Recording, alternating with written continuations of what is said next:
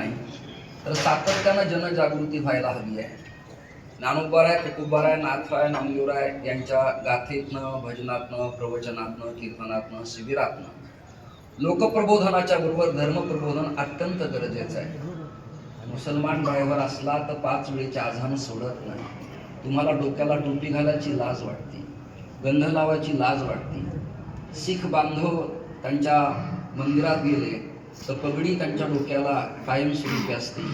आपल्याला येणाऱ्या बुवांना पाया पडताना, अभिवादन करताना लाज वाटते. काहींना सांपत्तिक फळाची घमेंडी आहे, काहींना त्याच्या प्रसिद्धीची घमेंडी आहे, काहींना त्याच्या धनगणक संपन्नतेची घमेंड आहे, काहींना त्याच्या पदपदवीची घमेंड आहे.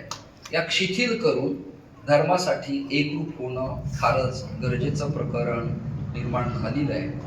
केरळा स्टोरीच्या बाबतीत एकनाथ महाराज बोलले.